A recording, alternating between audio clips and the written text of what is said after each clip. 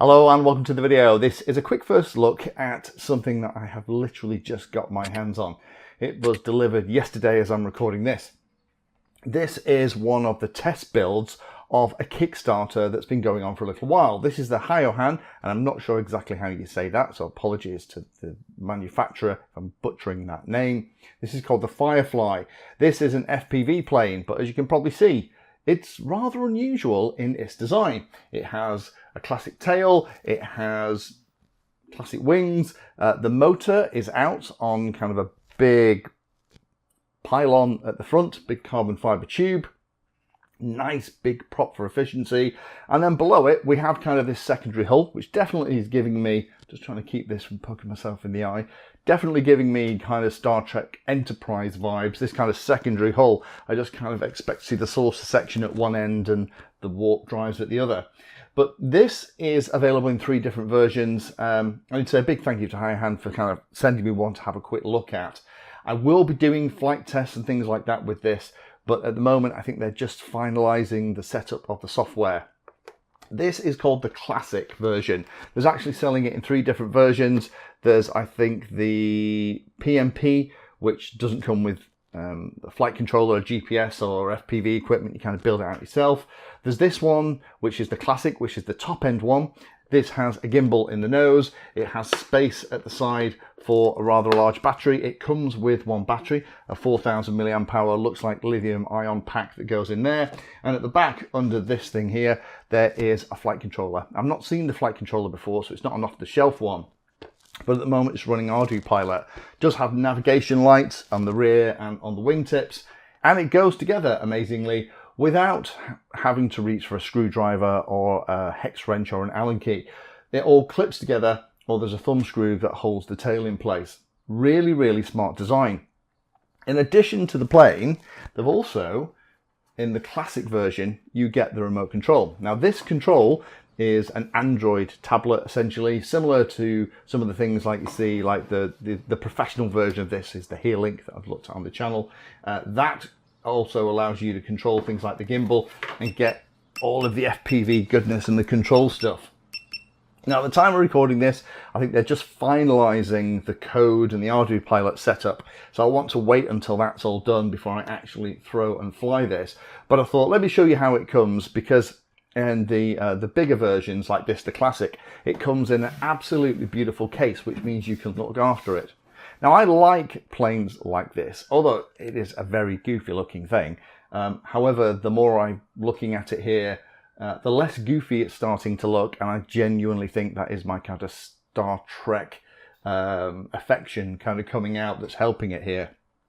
But the nice thing about this is that it's aimed at those who want to have an FPV experience and fly around and have a wonderful time, but don't necessarily want to get into too much trouble with learning HTX and all those other things. Parrot used to do, if you remember that, lots of really nice stuff. I've still got my Parrot Disco. It's an amazing piece of kit. So it's exciting to see people actually coming out with this kind of stuff.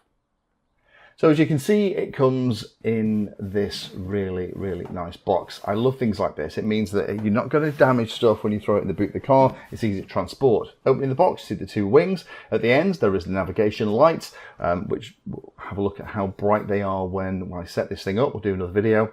Connection to the servo is really smart. That should mean there's no slippage.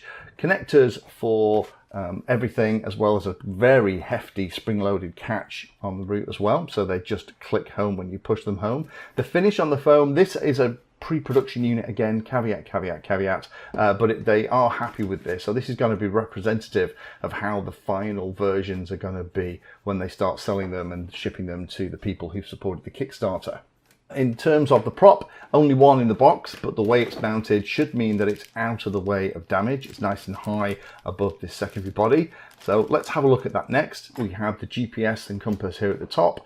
We have the motor at the front, mounted at the front of this carbon fibre pylon, so it's nice and out of the way. As this is the classic version, this one has shipped with the C10 Pro 3-axis gimbal here in the nose, nicely underneath a protective cover, and that should provide stabilized FPV footage that we should be able to control from the remote control. That's an exciting thing. I'm looking forward to testing that.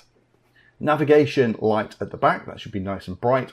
So under this big one at the side, this big hatch, is the room for the flight battery. Again, that is a 4,000 milliamp hour lithium ion. Looks like it's 21700 batteries, and you can see all the wires going up into the main pylon at the top and going to the rear to the flight controller.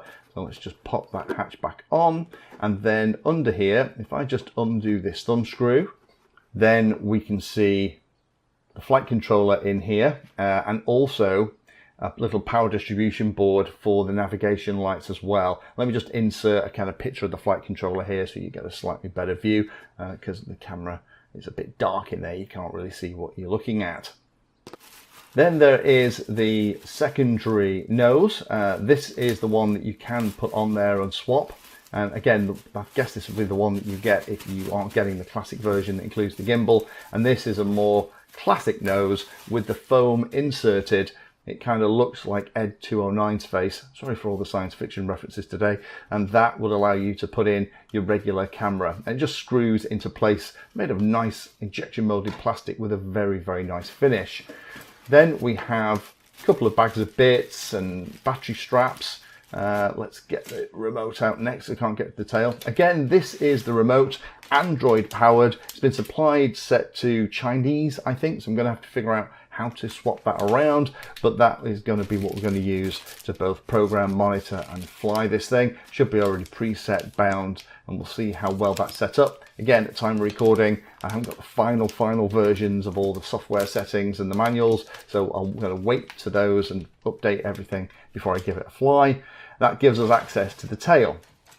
So here's the horizontal stabilizer, and you can see here that we have nicely set up system. So again, the elevator is directly connected to the servo, and the vertical stabilizer and the rudder just kind of clip in place, and they're actually held in place by a single metal thumb screw. Again, really, really like that design. It means that you're not going to have to struggle or put that together at the field. In addition to that, there is the collet for connecting into the back of the model. Then we have a little battery charger, ISDT PD60, and then we have a single flight battery, which is this one here that I talked about, 4,000 milliamp hours. This is going to be okay for this kind of more efficient long-range flyer, and hopefully that's what it is. And then a couple of bags of extra bits and spares and doohickeys and things too. The remote looks nice. The screen is a little dark. I'm sure I can play with the brightness and improve that as well. But you can see here that both the controls are sprung, 3 position switches on the corners and 2 rotating controls. Hopefully that will be for allowing you to kind of pan and tilt around. But it looks like there's something called Fly GCS, which is the application that you need to use in order to do everything. In terms of building, well, it's super simple. All you have to do is get everything out, push home the vertical stabilizer into the tail. Just make sure that it's over the top of the servo. Little bit stiff on this one because it is brand new. And then you put in the thumb screw, and then that has secured that piece. Push the tail into the rear of the plane, and again, just be a little bit careful with this. It obviously has connections at the bottom, so they have to line up. Once that's done, just run the collet down until it gets nice and tight, and that's the tail connected. Wings are super simple because they have the carbon fiber guides. You just locate those, push it home, and there's a nice solid click. And then the other side is the same, and that's the plane put together. It's really super easy. So I'm excited to get this all together and actually take it out to fly and show you what it's like. In terms of what they're building here, I think they're aiming it at the kind of ZMO style of aircraft, where it is aimed at not the pure hobbyists like us that like to tinker and put things together, but those who want to have the enjoyment of flying FPV without having to spend 3 weeks learning all about HTX, iNav, how to solder, flight controllers, troubleshooting, how to set up things like walk snail and FPV. It's all kind of done out the box.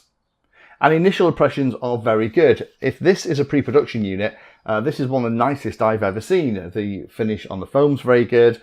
The way it all puts together, the thoughts about the simplicity of how it's all joined together and the way that they've used all the connectors is really very smart.